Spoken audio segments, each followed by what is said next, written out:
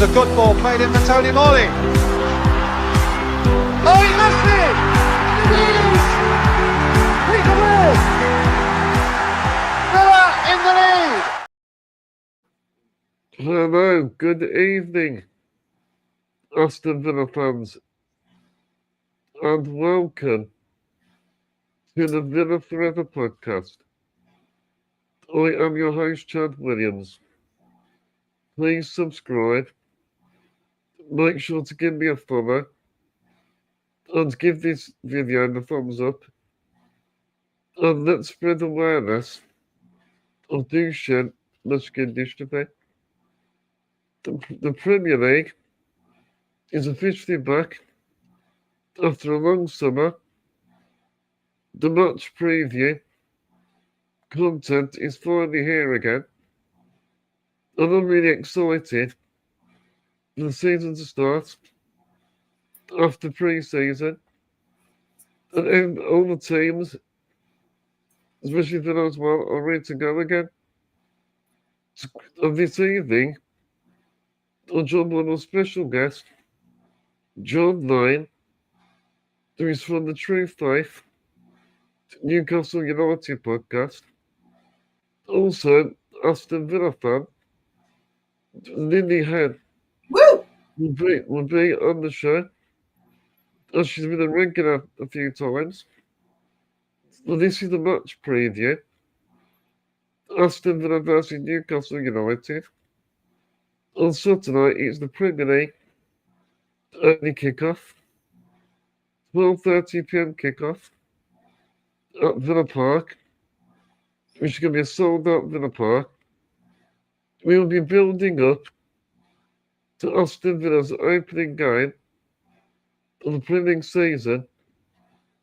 Newcastle United are the visitors. This is the first game of the season. It's great to be both for the show tonight. Hello, both of you. Great to be back, Chad. Villa football has started, thank God. Yeah, thank you very much for having us, Chad. Really looking forward to talking about the match on Saturday. Thank you, John. Not to criticise well, John, but your channel's doing great as well. Thank you for that. Yeah, we enjoy it. I think there's a group of probably about 20 odd of us now, doing a lot of different content. So we've got content behind the paywall. So that'll produce a podcast a day, all year round, even during the close season. And you're probably wondering, half of our podcasts probably have been about Alexander Isak this summer. That's just kind of the nature of the direction and what have you. But yeah, it's really enjoyable to be part of, and fingers crossed, we can continue to drive the success of the channel. Well, before we get into the preview, I want to get my article on the screen. But Jacob Ramsey has arrived at Newcastle, and he's undergoing his medical just at the moment, and they agreed the 43 million bid, and Jacob Ramsey is on his way out of Villa Park. So, Lynney, what do you make of that news? It's a bit sad, isn't it? I mean, yeah, it'd be sad to see him go. He's done well. He's had a lot of injuries though as well, hasn't he? I don't know. It's a sad one, but somebody had to go, didn't they? So yeah, it's not a big loss for me. I'm not going to lie. But yeah, I think he'll do well at Newcastle. With the current PSR situation, I think we need to make a big sale. Yeah. Also, the cost of our squad, it's way too big still. So out of all the players, I mean, obviously, it's always sad to see your academy players go. But at least with an academy player, who previously was in the academy, we can get a good profit for him. I've just seen come up as well that Bailey and Roma are interested in Bailey. Yeah. Just seen that actually just before we came live. So looks like he might be going. Well, he could be. We do need to offload a few players. Yeah, we do. You know, I don't be linked to Marco Asensio again. Mm, So maybe he might come in about this work set. yeah, we'll see. But Ramsey, you know, he had some good memories at Villa.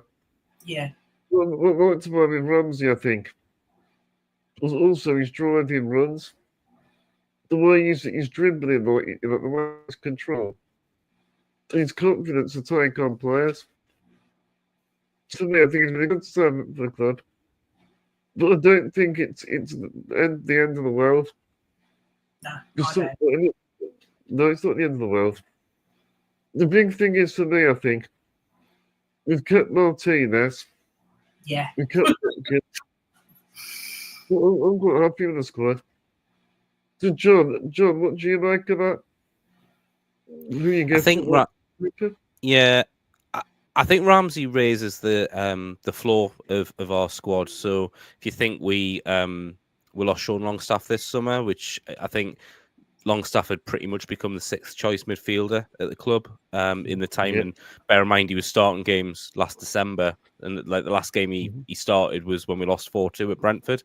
And we got rid of Longstaff, and it was clear so we had a friendly on Friday night and then again on Saturday afternoon. And what Howe does, and he does this every year, week before the season starts, he splits the squad in half. And basically, you have 1-11 in one game, 1-11 in the other. And in our midfield on Friday night was Matt Targett. And on our midfield on Saturday was Harrison Ashby, who both of them are fullbacks. So it was really clear at that stage that we were thin in midfield, especially considering as good a talent he is. Lewis Miley was one of those midfielders on Friday night. So, you are getting to a point where, because Willock's injured, we were looking really thin in that area, and we've got the Champions League football again. I'll try not to remind you of that too much, but of course we got that again this year, and all the fixtures that come with that. So it was really important that we got a midfielder in. He's young, he's English. Eddie Howe improves players. I think that Ramsey's got a high ceiling as well. I think there's a lot that could happen there. I'm not as worried about his injury record. Obviously, I've had a bit of a look at it, and yeah, he had a long hamstring injury November, December time last year. But apart from that, it seems to have been a lot of issues with his foot, which hopefully by now have kind of sorted themselves out. But I also understand that maybe he struggled to get back into the side last year because of the fact he'd been out for a bit, and maybe he just needs that bit of a fresh challenge. But the fee, I'm of the opinion that Newcastle United have been very good at setting these fees at the right level when they've been spending. I think if you look at the transfers we brought in, I would say you could argue potentially Matt Targett was one that we overspent on, but at the time I don't think anyone would have said that. It's very much a hindsight thing based on the fact that he was injured a lot of his first season. So I kind of look at it and go, like, Newcastle United won't overspend. So if they think he's worth 39 plus 4 million, he's probably worth that. And I trust, that Eddie Howe will make him into the best player that he can. And again, he raises the floor of the squad. And I think that's been, if you look at our transfer activity this year, Dubravka's gone out, but Ramsdale's come in. Longstaff's gone out, but in comes Ramsey.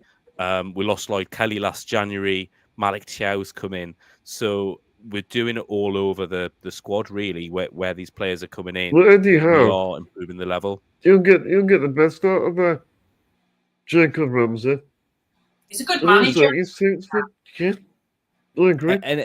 And this is the thing. The thing with Eddie Howe is I can't name a player that hasn't improved under Eddie Howe, whereas under Steve Bruce previously, I couldn't name a player that hadn't got worse. And that's not... Well, and that's it, isn't it? So I think if you've got a manager that's going to improve players, I think that also helps you. That helps you from a recruiting point of view, because look, even if you look at the example of Isak now, who is one of the world's best strikers, and he knows it, and that's why. And I don't condone the way that he's gone about the actions and what he said, what's come out of his camp about he's not going to play. But, he's one of the world's best strikers. But one of the reasons he's one of the world's best strikers is because he's had Eddie Howe coaching him for the last 3 years, and he's improved him. And surely that's a great thing for us to present to prospective players, to say, yes, you can come here. Yes, you can wear the black and white shirt. You can play at St James's Park in front of these amazing fans, and we're going to improve you as a footballer because look at all these other players that we've improved. Joe Linton was the worst signing we'd ever made. Now he's one of the most important players that we play on a week-to-week basis. So it just shows you the amazing job he's done. He's the right club for Ramsey. Yeah. Also, he was getting the England squad. Who knows? He will get the England squad. That's what he wants. He's got every opportunity, hasn't he, to do that? Again, it's about how, and if he wants to graft, and if he's got the right kind of character about him, which I hear he has. I was on another Villa podcast this week, and they were saying they do a lot of work with Acorns. So the guy who runs it, he's met Ramsey a couple of times, and he said he was a genuine down-to-earth bloke, and he wasn't just. He said he could tell with some players when they turn up, they're there because they have to be there. But you could tell like he really embraced it and made time for people and was really genuine. So again, that great, man. He's a local lad. Yeah, it's brilliant.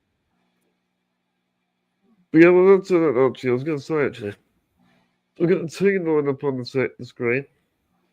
So we've got the opposition lineup. John kindly set this to me. So John, can you tell me then, say, how are Newcastle going to set up against Aston Villa? I think it's going to be pretty similar to this. If it's not Botman, it'll be Share. I think that's the one position which is probably debatable. I think again, there's a potential that Lewis Hall might come in for Trippier, but again, I mean both Hall and Botman only played 45 minutes last weekend, so I think this is likely to be the lineup. It'll be a 4-3-3. I think although we maybe don't have that cutting edge striker up front, we've got a really fast forward line there. And I think Alanga's probably going to be on the other side. So I think Barnes will be going down that left-hand side, Alanga down the right. But I think pretty much there's going to be a lot of speed in that front line that's going to benefit us. There's a lot of pace, Yeah, and I think, the only thing we're missing is that clinical finish, but we know what's happening with that at the moment, and we just have to let that situation play out and see where we are in a couple of weeks' time. What's your make of three wingers? Well, Gordon's played that role before. He played that role in the Euros, the under-21 Euros 2 years ago, and I believe he was top scorer. He was definitely player of the tournament there, so he's capable of playing the position. It's not where he's best though, and I think that's the key thing. Yes. I think he likes to play on the left-hand side, but Barnes also likes to play on the left-hand side as well, and I think, Alanga is capable of playing through the middle or on the left, but it makes sense for him to play on the right for that reason. So I think ideally, would I rather that we had another striker that was a focal point? The next best thing we have to that's probably Will Asula, and he's not quite ready at this level. The drop off from Isak to Asula is massive. It's not as big from Isak to Gordon, and we still haven't got that striker through the door that we've been, a lot of talk of that we're in for Johan Visser. Okay. Yeah, so I mean, and I think that probably still happens, but Brentford, I think, have made it clear that they need a replacement first. The players made it clear he wants to come to Newcastle, and some would argue that his behaviour has been as bad as Isak's. So I think when we're in this situation where we'll welcome Wissa with open arms, but we'll be against Isak because of the way that he's behaved towards us. It's a very toxic situation. Both the same thing. Yeah, exactly. It is. It's a very, very similar situation. Look, it's a great opportunity for him to come and play for a club in the Champions League. But again, I don't really condone the way he's gone about it, but I think this is unfortunately part of modern football, and agents encourage players to agitate more because if that helps knock another 5 million off the fee, that makes a massive difference to the clubs in this kind of PSR world that we're in. Again, don't condone it. You've got to. Roy Keane said it on the Stick to Football podcast, didn't he? If you're paid to train and play, you need to train and play for your club. That's what you're contracted to do. And if you signed a contract 3 years ago at a certain wage and you think you should be paid more, right? Really, like that's your fault for signing a contract where you don't have a release clause in there and agreeing that you're happy. Now, I don't think he's hard done by on 120 grand a week, but I understand if he feels like he could get paid better money elsewhere and that we're not going to do that, why you would want to go. But it's how you do that and it's how you go The about thing it. is, that's what's let us down. The manager's in charge. Yeah. Absolutely. And I think Howe has played this the best that he can in the situation. He's tried to kind of protect the club as much as he can and keep it on a united front. And he's just been very clear that you've got to behave the right way, and you've got to earn the right to train with the first team. And I like the fact that he's not pulled any punches there. And he's also made it very clear, look, he's still contracted to us. He's still our player. And finally on this isn't said and done in terms of him going, I don't think, because look at Harry Kane a couple of years ago. He was agitating to move to Manchester City. He didn't train for a couple of weeks. It didn't happen. He wasn't getting played, I believe, until the transfer window closed, and it was clear he wasn't going to go to City. And then all of a sudden, he was back in the fold, and then he was there for another 2 years before he got sold. So it's not impossible that he comes back, but he's going to have to do. He's definitely tarnished his legacy. Put it that way. You got to. This is a guy who scored the winning goal for us in a cup final for our first domestic silverware in 70 years, and it's a real shame where we've come in this last few months to get to this stage. So it looks like he's going to be on the bench then the weekend. No, he's not in the squad at all. Completely out squad. All right. Yeah, he's not been him. You can't blame anyhow. No. And he's been coming in, so what the team have been training, and then Isak's been coming in once the team have left. So he's totally separated him from the first team squad whilst all of this is going on. And he said that, his desire is to get him back on board, but he's not in full control of that. Bonus for us, really. It is. It is. Look, he's a fantastic footballer, Lynney. He really is. He's a fantastic footballer, and it's just a shame that this has happened, because I think back end of last year, I think if you'd said to most fans, you can qualify for the Europa League but Isak stays, or you qualify for the Champions League and Isak goes, you probably choose the former.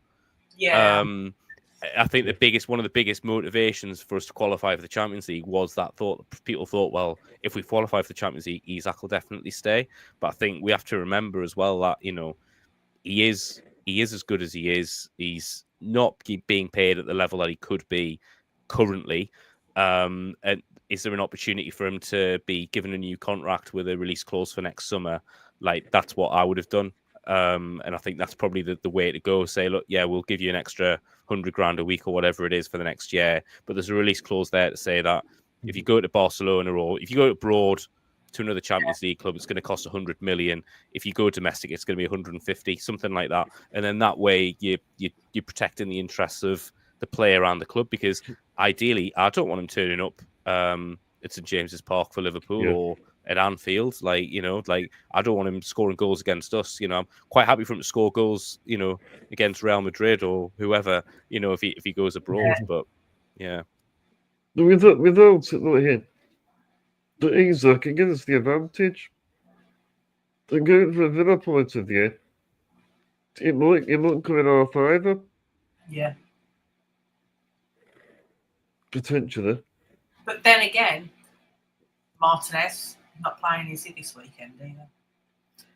Oh yeah, I forgot about that. Yeah, he got the red card, didn't he? Oh yeah, Bizzo, yeah. Yeah, well, yeah, he's not too bad actually. It's not too bad. Second choice.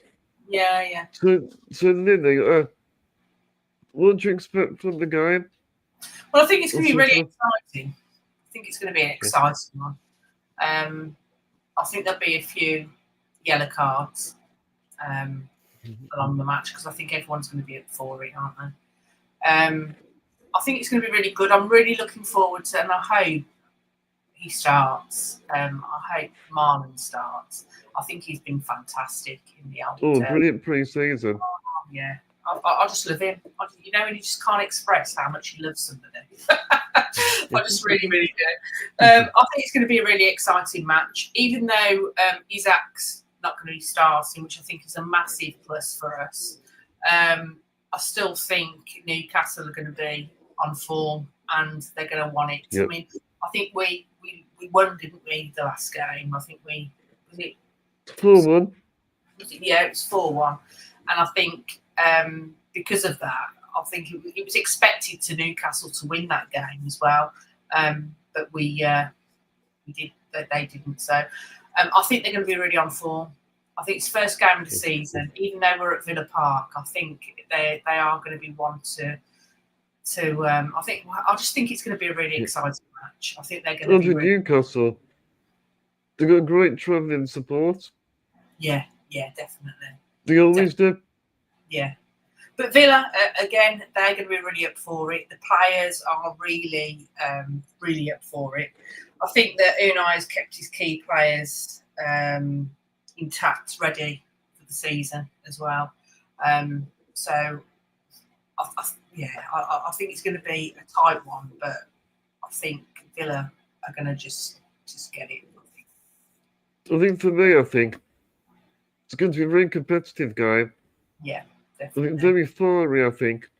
Yeah. This Villa Newcastle, they've got a physical battle. There's good power and height in the team as well. Also getting from Villa and Newcastle. Yeah. The looks at Mings, Onana, Watkins we need in the line, obviously. Then from a Newcastle point of view, you got Dan Burn, Yeah. Joe Linton, some giants in their team. Langa. Yeah. He's a new signing for Forest, yeah. So he pose a threat. Well, I think with us being at home, though, I think the advantage comes in for us. It's going to be a good key factor. I was having a look at the old stats, and I think in the last 7 games that we've had, Newcastle have won 5. But that's only just one. They've only won 1 at Villa Park. Yeah, and the last 6 times we played at Villa Park, we've only beaten you once, which was the other January. So you've got a very good record against us at Villa Park, but actually we've got a really good record against you at St James's. I think the last time you beat us at St James's was the infamous 3-0 when Bowyer and Dyer were scrapping on the pitch and Stephen Taylor got sent off. Don't talk about 5-1. Well, yeah, well. I'll happily talk about the 5-1 if you want me to. I can go into detail on that one, but no, but that's, I think, yeah, it's interesting because the clubs are so close in the league and they're so finely intertwined with the 2 clubs that There's are a little knocking on that rivalry, door. I think, there. Well, to be honest, so I'll open up the rivalry from a Newcastle perspective, right? I think the rivalry really started probably 2009 in the May after we were relegated because we got relegated at Villa Park on the Exactly. And lots of fans haven't forgotten that. That sticks in the memories of a lot of Newcastle fans. It then happened, we then got relegated again the same year that Villa were relegated in 2016. It was pretty much I think we drew at your place and that was pretty much it. Sunderland won in the midweek and that was us mathematically down. So there's the rivalry for that reason, but I think it's even stronger now because of how close the clubs are. So obviously we finished above you on goal difference last season. After, we were expected to beat Everton at home. I think you were expected to beat Man United at Old Trafford. Obviously, we messed it up. And that can happen in football, can't it? But I think it's so important for both clubs to finish in the Champions League at the expense of the other one to have an opportunity to try and break into that top 6. Do you know what I mean? Like that. I say that top 6. I mean that, those big 6 financially strong clubs. And the only way that you have a chance of catching up with them is consistently qualifying for the Champions League whilst trying to build other revenue as you go. So I think that's why the rivalry is so close now because and what's weird about it is when we meet, it's never close. Like in the last 6 games, there's not been less than a 2-goal margin between the clubs. So we're so close in the league over a season, which is the right metric and the more data. But then you play on a match day and one team's going to win by at least 2 goals. It's been crazy. Yeah, but as I say, like that's game, I was expecting Newcastle to win. To be fair, but It's, I'm looking for a changes. For the first time in ages, we got the first home the game of the season at home, which makes a change because usually we play away from home. First game of the season. Still hungry for the park. Did we have you the first game of the season last year? It was the year before you were at St James's Park. That was the 5-1 that Chad was trying not to talk about before.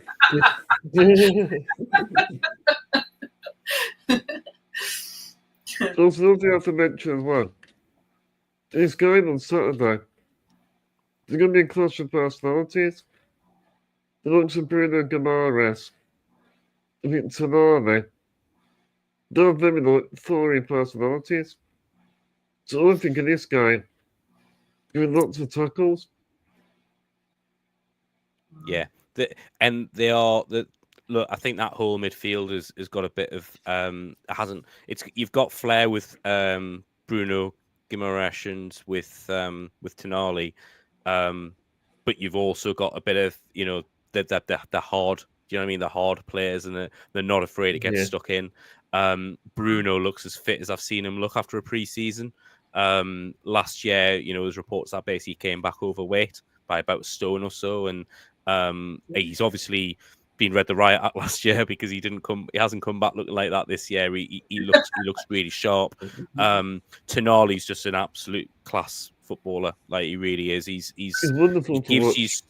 He gives so much security to the back line, but also he can so easily transition forward. Like he plays in that, and I'm sorry to use this more modern term, that number 6 role, but he plays that role, and he's ideal for it. Yeah. I think he's like, for me, Tonali's just. I think we don't qualify for the Champions League without Sandro Tonali last year. Like, we just don't. He was that important, and he only started really playing regularly in the middle of December, and we were 12th, I think, at that stage. So it just shows you the impact he made for us to get in the position that we got to. On this game as well, I expect a lot of yellow cards. A bit similar to last season. Was it last season that happened? I'll have to check. just to make sure. It wouldn't surprise me. Look, I think again, we said it before. Like it can be quite a testy fixture generally.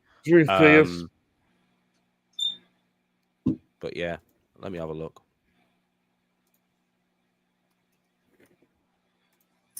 Because we played it was April, wasn't it?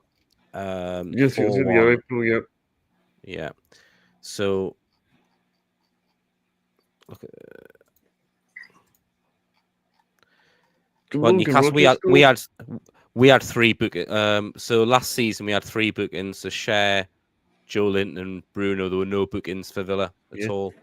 This was last Newcastle point of view. Yeah. I mean, but to be honest, Cher's always got a yellow card in him, as has Joe Linton. Bruno's a lot more disciplined nowadays. So not season gone, season before. It was like the middle of January, and basically Joe Linton was 1 yellow card away from getting a 2-match ban, and he managed to go basically up until like that 32nd or 33rd game, whatever it is, without getting that other yellow. And it really, he became a better footballer for it. Like, because the thing with Bruno, he is full of passion and he will put his body in the way and whatever else. But because of that, he was also sometimes can be a bit of a hothead. He can sometimes, make that poor decision. That's what I noticed last season. Yeah. Whereas now he's much more. He's got a lot more discipline in his game now, and he chooses the times that he thinks actually it's worth taking the yellow card or it isn't. So it wouldn't surprise me. First game of the season, he probably, he's not going to be close to any thresholds or anything. But he's definitely more disciplined in that area than he used to be. Only thing got on Saturday, so potentially Bogard could start for Aston Villa at right back. Because I think Bogard, the last few seasons, he sort of keeps improving. I think he's got a solid player to have. And I think he's really comfortable playing up for the back. It doesn't seem to phase him. I like his confidence.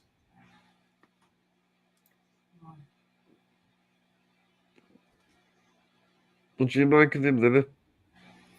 Yeah, I think he's good. And what I do worry about is that we seem to always have an injury. we do.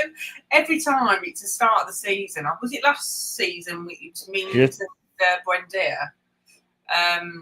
And it just seems to, every start of the season, we always seem to have some sort of big injury. It happens at the wrong time as well.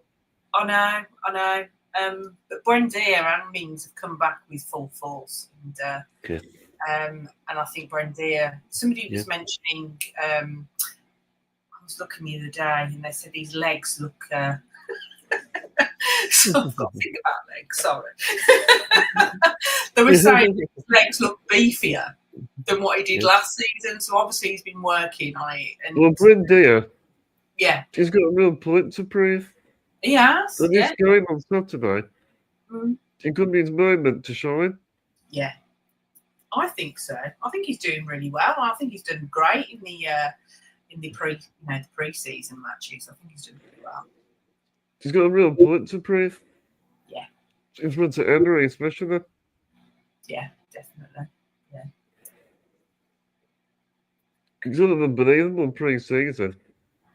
Some of the goals that Buendia scored. Yeah. He scored some amazing goals. The thing is, normally, Buendia, what I like about as well, she's also an impact player. She's one of the fans' favourites. Yeah. He's like a little Jack Russell, isn't he?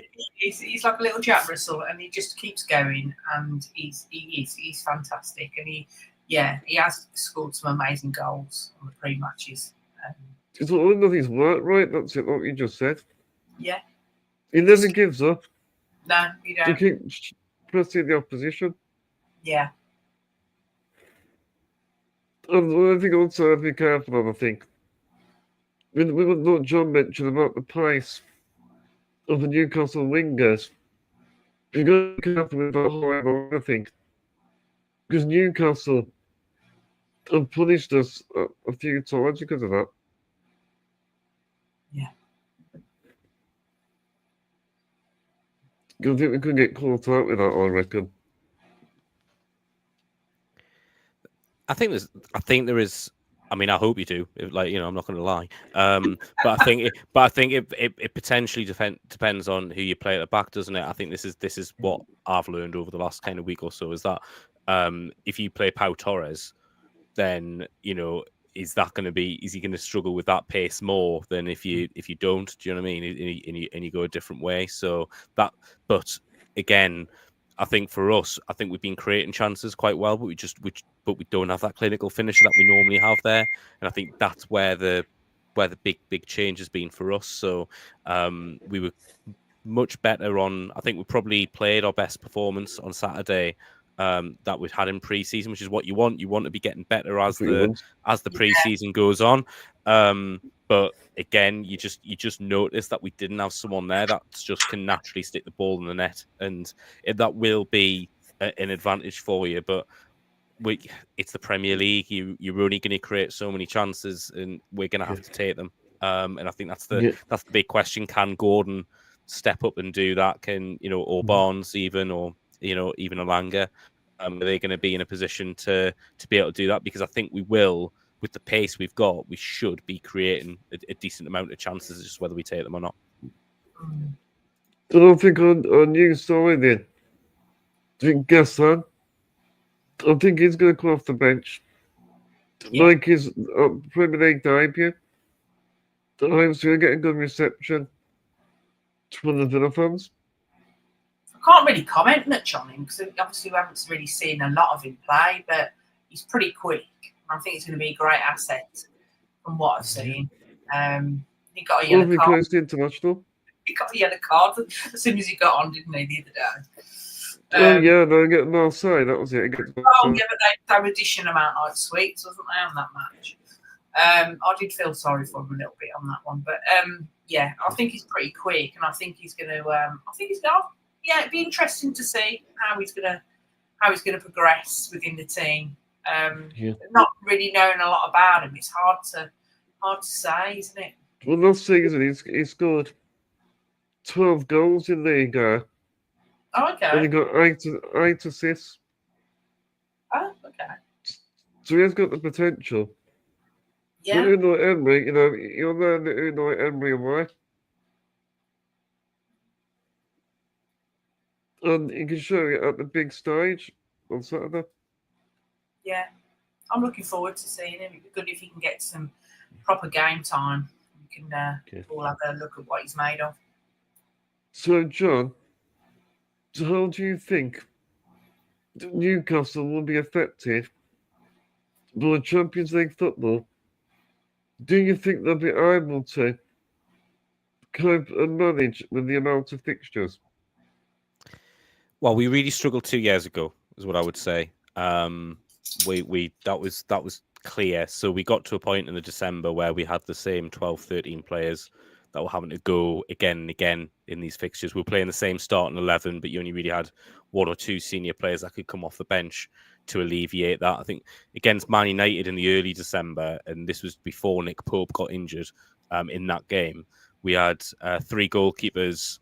There was three goalkeepers, two teenagers, and then we had like Paul Dummett and Matt Ritchie on the bench who just weren't anywhere near the first team anyway. So it was getting to a point where we just couldn't manage it. I think in terms of this season and what they've done, as I said before, they've really looked to try and raise the floor of where the squad is rather than maybe raise the ceiling, because it's very difficult to do that. I think if you look at like our first 11 on paper, I would argue is probably better than Villa's. But if you look at Villa's squad as a whole, you've got better depth in every position. When you make 3 or 4 or 5 changes, you've still got the same kind of level of ability. Whereas, as much as I love him and as much of a great servant he was, Sean Longstaff, was not adding more when he was coming off the bench. So that's what we focused on doing. So as I said, Dubravka's gone out. We brought in Ramsdale. Lloyd Kelly went in the January. We brought in Chow, I should say, sorry. And then, of course, you've got Alanga coming in, who probably replaces Almiron, who'd already left. And then Longstaff going for Ramsey. So when you look at it that way, like our squad overall should be stronger by the end of the window. It certainly feels like that's the way it's going. Yep. Wissa comes in, that's going to replace Callum Wilson. The question is, what do we? Where's he gone? He's West Ham. He signed. He went on a free, so he come at the end of his contract. But and Wilson was a great servant for the club, but he got 1 goal last year, and that was it. I mean, you'll be happy to know that was at St Andrews in the FA Cup that he got that goal. But the big question is for you guys, not because of the football. He's a good looking guy. He is a very good looking guy. But I think the big question is, how do you solve the problem of Alexander Isak? And we're not going to know for a fortnight really which way that's going to go. If he's going to go, then are we going to get someone in to replace him, or are we going to say to him, no, you're going to stay, you're going to play at least another year, and then we take it from there. And I think one thing. You need to remain injury-free. Yeah, I agree. Last season, injuries were a lot better last season. They were, but there must be a difference. They were better, but I think there's two reasons for that. I think firstly, we had less fixtures, which always helps. When I say less fixtures, because of how we did in the League Cup, it was only 2 or 3 less than the season before. So I think there's this idea of, Europe being this massive burden, but if you go deep in a cup competition, you're going to play a lot more games. As you'll know from last season, you went into the quarterfinals of the Champions League. You also had the FA Cup semi-final. Deep into the competition. You got to. Well, I think the other thing that didn't help us 2 years ago is the draw that we had. Now, commercially, it's the best draw you could wish for. If you're in Newcastle's commercial team and you draw AC Milan, Dortmund, and Paris Saint-Germain, you can't ask for better than that, really, in terms of... Well, but, the group of money, really, because, you're going to sell out St James's Park every single time at those... Well, at least you sold it out, yeah? Well, that's it. Any good memories? PSG was outstanding in the ground that night. The atmosphere was just incredible. I was also really lucky to go and travel. So I got on a bus, 24-hour bus to Dusseldorf. And then we were in Dortmund the following day. And that was just it was an incredible time. I didn't have a ticket to the game, but I was in the city. And The then thing is, the way you guys feel. Doesn't PSG go to the park? Oh, yeah. It's a night that I'll never forget. Special. I was quite jealous of that, Chad, actually. Wish I was there. But no, that's what you want. Yeah, and that's what it's about, you know. And I think the Champions League qualification, I think for both us and yourselves, like it needs to become a normal. It needs to become like a new normal. Not like you shouldn't be. It needs to get to a point where you're not like buzzing that you've qualified for the Champions League. It's just like, right, okay, we've qualified again. That's what we're meant to do. And it's going to take some time to get to that stage with the other competition in the league. And you know, when you look at clubs who've got financial muscle like Man United, still, despite the fact that we're going to have no money by Christmas, but they're still able to go out in the transfer market and strengthen the way that they had, and will be better next year because you know they've seemingly might have a plan. Now I'm not saying that plan's going to work, but they look like they're going to improve. You look at kind of what Liverpool have done to strengthen and what they still might do. You look at Man City and Chelsea; they've gone and heavily invested again. And then Arsenal have got that striker that they've been after for 2 or 3 years. So that top four is going to be really difficult to break into anyway. You've then got Manchester United and Spurs that will both be better than they were last year. And then ourselves probably after that. Like we have strengthened our squad, but the question is, have we strengthened it enough? You can't do injuries as an excuse. No, because the other point I was going to make on the injuries is when Paul Mitchell came in as sporting director, who obviously left a month or so ago, he appointed a guy called James Bunce, and he's basically he was working with the first team. I can't remember his exact title. I think it's performance director or something like that, but.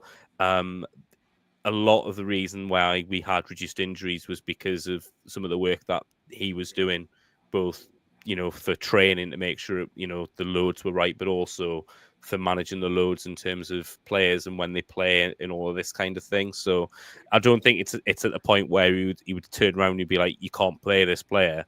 But I think they got a lot more data and they were able to look at it and go, well, actually, this is how you need to manage the squad better. So I think a combination of the experience we had 2 years ago, James Bunce there in terms of trying to help support that, and just generally just trying to be a bit smarter. And we're going to be able to rotate more because we're going to play 2 pot 4 teams. We're going to play 2 pot 3 teams because of the new league format. Well, with the high standards, you're going to keep that consistency. Yeah. Just at the level of consistency. That's key.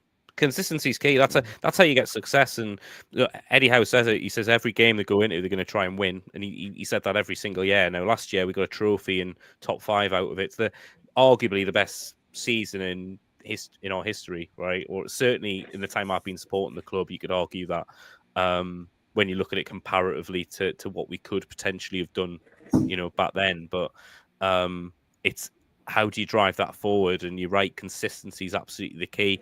And the year that you absolutely, when you whacked us 3-0 in 23 or 20, 23, it was April of the 23. That season we played badly 3 times, and one of those times was at Villa Park. So, you know, that season was all about consistency. We don't get to the League Cup final and finish in the top 4 if we hadn't been that consistent that year. The following year, we had the worst injury crisis I've ever known at our club, and we managed to finish 7th. Any other year in the 10 before, I think that gets you European football. So we're on the right trajectory. It's just, as you say, it's maintaining that consistency, and we didn't show that enough last year. It took us a while to get going. We then had a middle part of the season where we were excellent. And then we managed the last 10 games after the cup final to do enough to qualify for the Champions League. But that could have gone horribly, horribly wrong on the last day. And, you know, the margins of us not being able to get anything against Everton and, you know, a late whistle at Old Trafford you know, and it could be a completely different story. It could have been worse. You could have lost Newcastle. Yeah. Well, John, I'm not sorry. And then we touched on the exact situation a little bit. But as a thought, what do you make of all that? I'm really disappointed in the player's conduct. As I mentioned earlier, I understand that he might want to get paid more money. I understand that he might have the aspiration of playing for bigger clubs, and we have to accept we have one of the world's best players, and a measure of having one of the world's best players is, you know, It's a you shame. are going to attract Always interest. down to money, though, isn't it? It is a shame. I think some of it's money.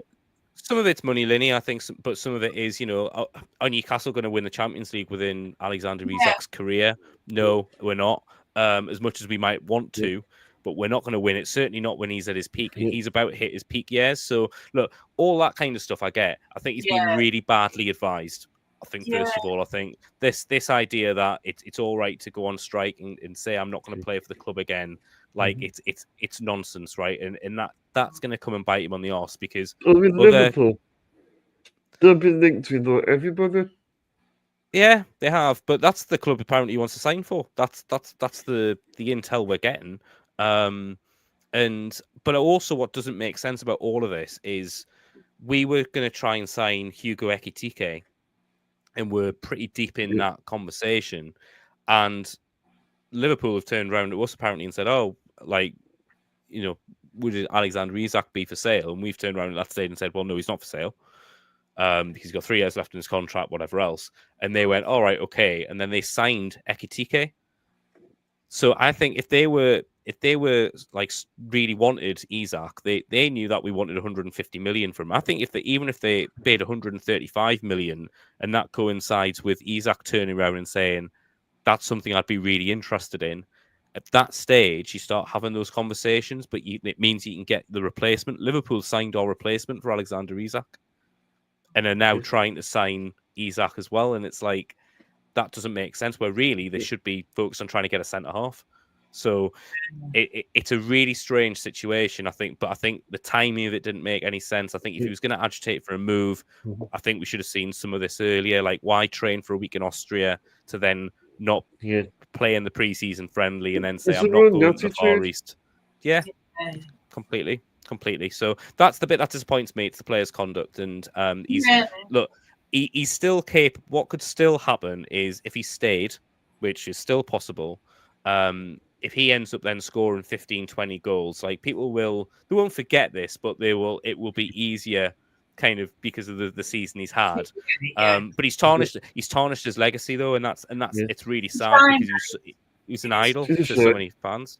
Yeah, Isak's a big loss. I know what you think of the Newcastle fan. I don't think you're going to struggle with that, Isak. I don't disagree. Like I said it before, like the issue we've had with our squad is that we've got a really good first 11, but the drop off, like to that next level, is huge. Now, you know, you could argue that the other natural striker we've got in our squad is Willis Sula. He is nowhere near the standard of Alexander Isak. So, you know, that's the challenge we've had. So yeah, we are going to struggle, but I think anyone losing a player of that caliber, that's going to happen to, and we have to be really realistic as well. If some of these players that we get in, because our scouting's been so much better, and we've been better at identifying players, we are going to get some players that outgrow the club. Now, Alexander Isak's potentially done that, so we are going to get more situations like this. Like, you know, Sandro Tonali's one potentially. Now, I think his dynamic's a little bit different because of the gambling ban and everything else. So I think he feels like he probably owes the club a little bit more because of the way that he was back. So I don't think we'd see the same kind of agitation from him. Wilson's a good replacement, maybe. Well, for Wilson, he's a good replacement. He's not a good replacement for Isak. I think. You don't think that Isak, no. Well, I think if we get a second striker, then I think Isak will go. But I think Šeško is the one. If it wasn't Ekitike and it wasn't João Pedro, like Šeško was the one, you know. And I think when he's then said, "I want to go to Man United," who else is there that could potentially? And it's not necessarily how good the player is now; it's how high is their ceiling. And Wissers is nowhere near the level of where Isaacs is. And that's the question is kind of right. Well, These who could you records bring and in now? numbers were unbelievable. Yeah, they were, and Big shoes to fill. he's our second highest Premier League goal scorer behind Alan Shearer. Oh, So well. so that tells you kind of, and he's only been at the club 3 years, and he scored like, I can't remember if it's over 50 or just under 50 Premier League goals for us. So that gives you an idea of the level of player that we could potentially lose. But I also think the other thing we have to remember about the club is the ownership, and the ownership have ego. Like, they do not want to be embarrassed, and it's an embarrassing situation if a player, your best player, basically engineers his move successfully out. So I think that comes to play. I can't see us letting them go on the cheap. And I also can't see us letting them go if we don't think we've got somebody who's potentially going to be good enough to replace him in time. But we were never going to be able to bring in somebody who's as good as Isaac to replace him, because that player just doesn't exist. My last notes were 58 goals since he's been with Newcastle and 21 goals last season. It might be more. The record speaks for 21 itself. sounds right, yeah. Yeah. He's a good player. So, Lynney, how do you feel about Aston Villa's new signings? What's your thoughts on the window we've had Well, so far? it's early to say with the is it Gessan? Am I saying it right? Guess that's it, yeah. Too early for me, because obviously I haven't really seen a lot of him. But as I say, I did feel sorry for him on his first debut with the pre-season. He got a yellow card and he straight away. I thought, oh, shame. But he seems pretty quick, and I think he's going to do well. He's got bags of potential. Yeah, he has, but I'm a little bit worried because of Watkins. If he comes in and gives it the big spurts and starts doing a load of goals, is Watkins going to get a bit twitchy? Do you know what I mean? I still like Garnacho personally. I would. Garnacho, yeah, he's very cocky, but yeah, I think he's got a bit of a spark about him, and I think that he's definitely got a spark about him. But yeah, it would have been nice to have him. Everyone keeps saying to me, "Oh, is Jack coming back?" And I said, "I don't think we've." And he went to Everton on loan. Gone to Everton, yeah, and he's took a pay cut, hasn't he? To go there, and people keep winding me up at work saying, "Oh, so Jack turned you down then?" I said, "We never asked for him back." I don't think we asked for him back. I'm going back to Gessan. Yeah. He's a versatile forward. Yeah. He can play a number of positions. I did see his interview. I don't know, we can use him again as an impact player. It's a good backup for injuries. Yeah, definitely. Yeah. It'd be interesting to see how he's going to progress. Then I think, do you reckon he'll start him on Saturday? Oh, Gessan? No. No. If you're on the bench. But Bizzo, I think the new goalkeeper we saw, he's a decent second choice. Yeah.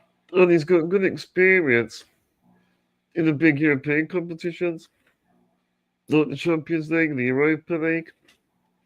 And I saw him in pre-season. He claims his area really well as well. Okay. Catching the ball. Yeah. Seems a lot better than Olsen. Yeah. I felt quite sorry for him though as well, because I feel more confidence having Bizzo. Yeah, I think we'll be. I think he's okay. As obviously, he can't play on Saturday, but I think he'll be all right. You got the youngster Redmond as well. Well, 18-year-old Dutchman. I quite like Hemming. He's really stood out for me. Oh yeah, for me, yeah. Well, you have to choose the youngster, yeah. I think he's really I'm impressed with him. Yeah. He's come from Forest, hasn't he? From Nottingham Forest. But yeah, I think he's going to be I think and he plays for. He's in the under 21 for England, isn't he? Yes, I think he is. Yeah. Yeah. So, Lily, I was going to ask you. Yeah. So, apart from Hemmings, which you previously mentioned, which youngsters do you think the breakthrough for Aston Villa this season?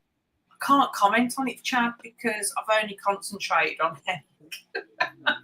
So I don't really know how to answer that one. Because I only watched a few of the pre-season matches, but Hemming really stood out for me. So I'm not too sure on the others. I need to have a review. I'll tell you what I like as well. Don't you know Alova? Okay. Was impressive in pre-season. Don't look at him. He's got low crosses. He gets more the byline. He's not afraid to take on players either. Okay, sounds a good one. And for me, I think, and I understood that. There was another player called Rome, I think. Rome or somebody. Okay. But I think, though, even the under-18s, we've Yeah. got some gems coming through. I think it's good with the pre-season matches that they're giving them sort of players a chance to, to show what they're made of, really. And obviously, upcoming people can make the choices in regards to upcoming years to come. But yeah, Hemming really did stand out for me, to be fair. Aston Villa, over the years, Actually, they've produced some talented players. Yeah. You think our academy? We have a brilliant academy, Aston Villa. Yeah, definitely. I went to see an under-18 match with my son, Jamie. What was it like? It was really good, yeah.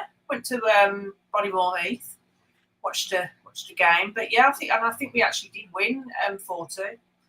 So it was last year. But yeah, it was really good. Yeah. You think to me, I think Villa, they need to give more of the youngsters a chance. They do, yeah. To go in the first team. That's why it's good with the pre-season matches, giving them a chance and showing what, their time to shine, really. Yeah. Bringing in homegrown talent is really important. Definitely. So going towards the end of the episode, so John, I'm going to start with you first. So what's your score prediction? I think it's going to be close, Chad. I think I'm going to go, and I know that we haven't had close games between our sides, as I was saying earlier, but I think this is going to put the trend. I'm going to go 1-1, but I think that'd be a really good result for us to start the season. I think Villa are going to be a good side again, depending on, as I say, as long as you don't lose many more of your players without replacing them, you should still be competitive up that end. I think it has become a big 8 now. I think we have to accept that that's the case. Really, I think we'll finish 5th. Well, I think that'll be. I think for either of us to finish 5th or 6th, it's gonna take a lot because of what Man United could potentially do, what that top 4 have done already, what Spurs might do. I think Spurs, I know they ended up losing the final yesterday on penalties. But they gave you a good go. They did. Against the European champions. And that's it. And what it showed is that Thomas Frank obviously had a clear game plan, and it almost paid off. So I think there's going to be. I think the biggest obstacle for us as clubs is probably, and it sounds daft, but the other clubs that are up there. It's how do you consistently kind of outperform your resources. That's what Newcastle have done, and that's what Villa have done the last few years. And obviously there's other clubs doing it further down the league. When you look at the 3Bs, Bournemouth, Brentford, and Brighton, like they all did that last year, didn't they? And gave it a good stab. And I just think we're gonna have to go some to kind of finish. And I think if either of us finish 5th or 6th, we've had an outstanding season. So, Lily, what about you? What's your score prediction? Somebody said they think that Villa are going to finish 10th.